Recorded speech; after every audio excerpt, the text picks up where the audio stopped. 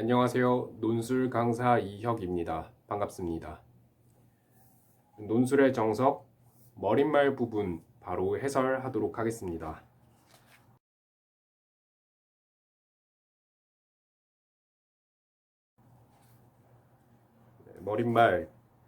머릿말은 이제 크게 세 부분을 다루고 있죠.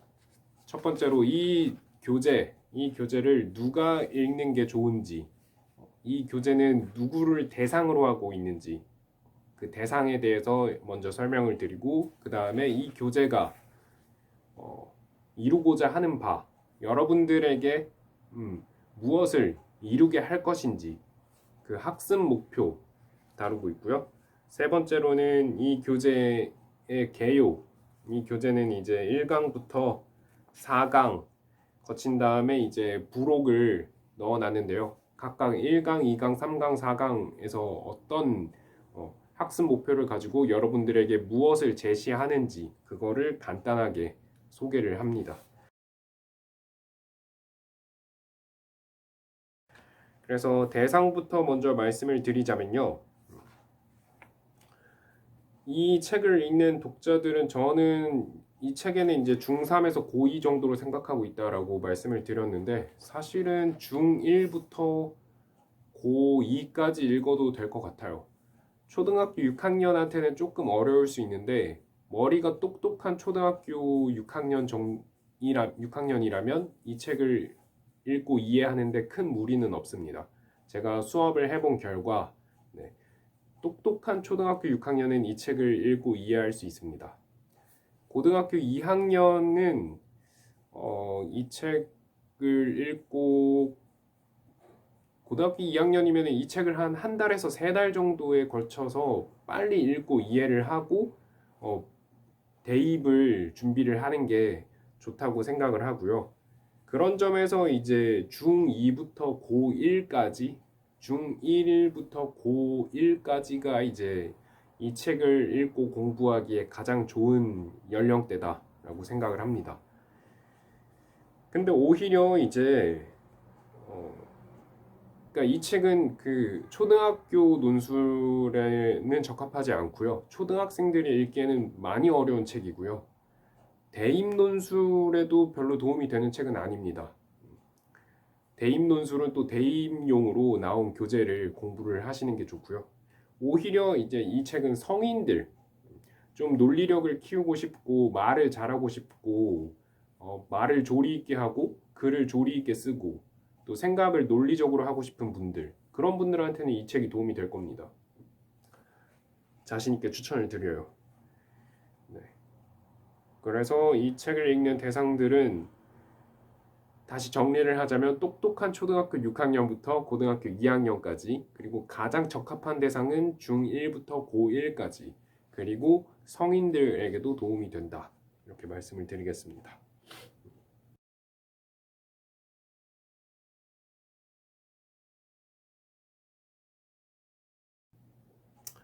자, 이 교재 학습 목표 3가지 있습니다. 첫 번째, 이 교재는 일단 첫 번째 말씀드리기 전에 이 교재는 대입용이 아니라 대입 논술을 준비해야 하는 학생들 또는 이제 대학교에 가서나 고등학교 때 이제 수행평가 같은 걸 할 때 글쓰기를 하잖아요. 논리적인 글쓰기를 하는데 그때 이제 기초 체력, 논술의 기초 체력, 논술의 기본기를 키워주는 게 이 책의 목표예요. 그래서 오히려 성인들에게도 도움이 된다고 말씀을 드리는 거예요. 그러니까 대입 논술 이전에 필요한 논술의 기본기를 다지는 데는 이 책만한 책이 없다. 저는 자신 있게 그렇게 말씀을 드리고요. 그래서 이 교재의 목표 3가지. 첫째, 이 교재를 읽고 공부한 학생이라면 어떤 한 주제에 대한 자신의 생각을 서론, 본론, 결론 구조를 갖춰서 A4 한 장 정도는 어렵지 않게 쓸 수 있도록 만드는 것이 이 교재의 첫 번째 목적입니다.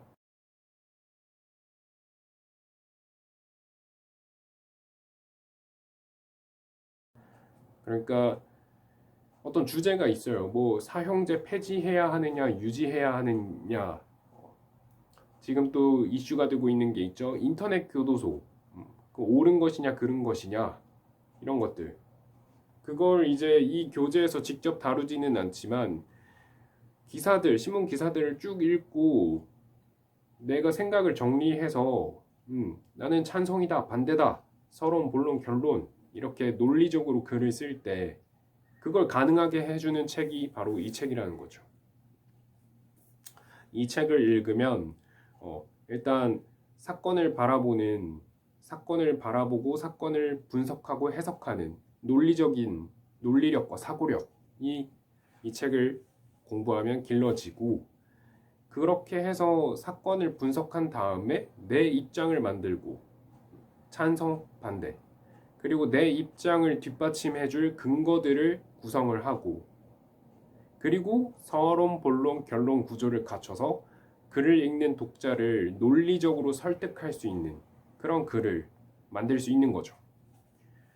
그게 이제 제 교재가 하는 역할이고, 제가 이 유튜브 영상을 통해서 여러분들에게 해드리려는 목표입니다.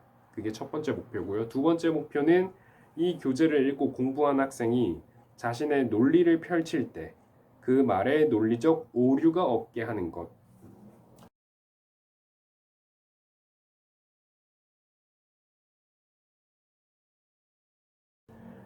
그래서 저는 사실 논술 강사인데, 논술이라는 건 이제 국어와 논리학이 서로 겹쳐 있는 부분이거든요.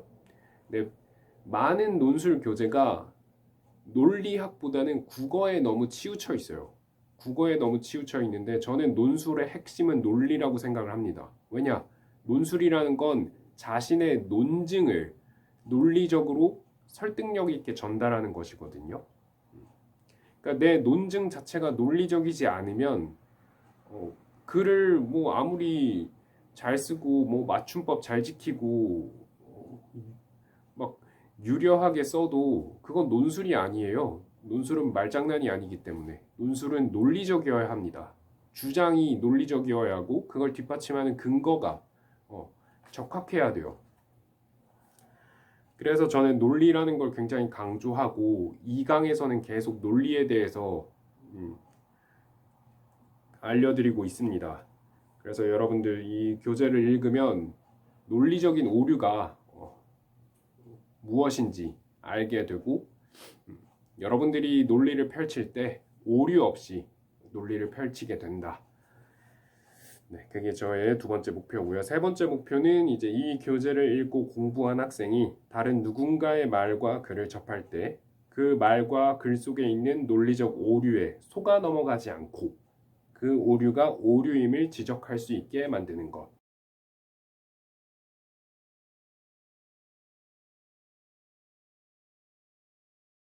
그것이 저의 세 번째 목표입니다. 이것도 논리적 오류를 다루고 있는 거죠. 네, 저는 확실히 논리, 논증, 오류 이런 거를 중시하는, 그게 이제 논술의 핵심이라고 생각을 하기 때문에 그걸 중시하고 있습니다.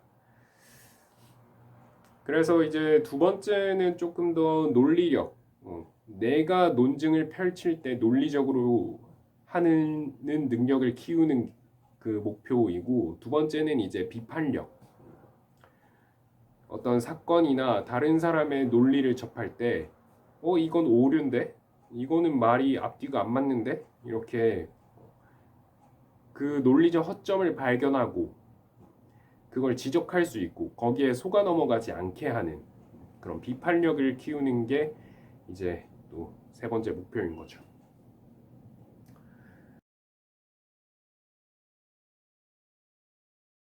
자, 그래서 개요 논리력은 솜씨 사고력 키우도록 구성이 되어 있습니다.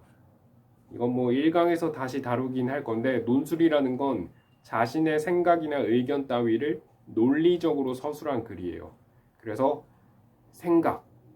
자신의 생각이나 의견 따위를 논리적으로 서술하는 것, 서술. 논술은 이렇게 사고와 논리와 서술로 이루어져 있거든요. 그래서 크게 논리력, 사고력, 서술력, 글솜씨 이 세 가지를 키우는 게 이 교재의 구성입니다. 그래서 1강에서는 먼저 논술이란 무엇인지, 논술 공부를 여러분들이 왜 하셔야 하는지, 어떻게 논술 공부를 해야 잘할 수 있는지 이런 것들을 다루고요. 먼저 논술을 소개하는 부분인 거죠. 1강은. 2강에서는 이제 논리에 대해서 공부합니다. 논리, 논증. 그러니까 2강에서는 연역 논증, 귀납 논증, 그리고 비형식적 오류 이거를 공부를 해서 아까 학습 목표 2번, 3번 내가 논증을 펼칠 때 오류가 없게 하고 다른 사람의 이제 글에 있는 오류를 발견하게 하고 요게 이제 2강에서 하는 역할이고요. 2강에서 하는 거고 3강에서는 이제 논리적 글쓰기의 형식을 공부를 할 거예요. 주제란 무엇인지, 논술문의 목적은 무엇인지, 그리고 논술문을 왜 서론, 본론, 결론 구조를 갖춰서 써야 하는지, 서론의 역할은 무엇이고, 본론의 역할은 무엇이며, 결론의 역할은 무엇인지, 그리고 논술문을 조금 더 논술문의 완성도를 높이기 위해서는 어떤 것들이 필요한지 이런 것들을 제가 차례대로 구성을 해놨습니다. 이 교재를 공부하고 제 유튜브 영상을 보면 여러분들도 글천재 될 수 있습니다.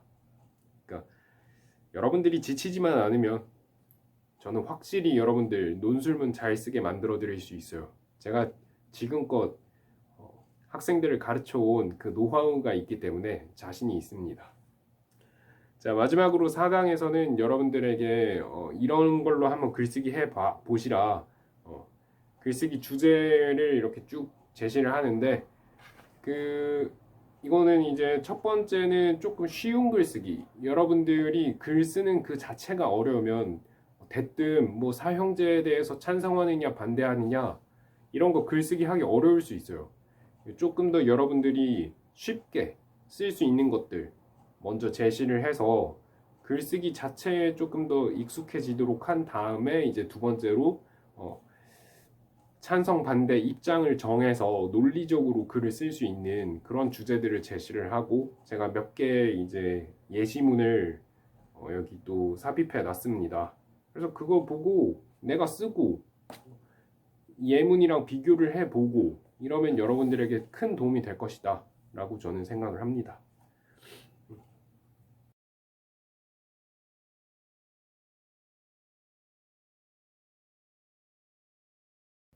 그래서 여러분들이 이 교재를 따라서 공부를 하고 제 유튜브 영상을 참고를 하시면 논리적으로 사고하는 법을 익히고 논리적으로 글쓰기 하는 법을 익힐 수 있어요. 그러면 어떻게 되겠어요? 논리적인 글쓰기 가능해지겠죠?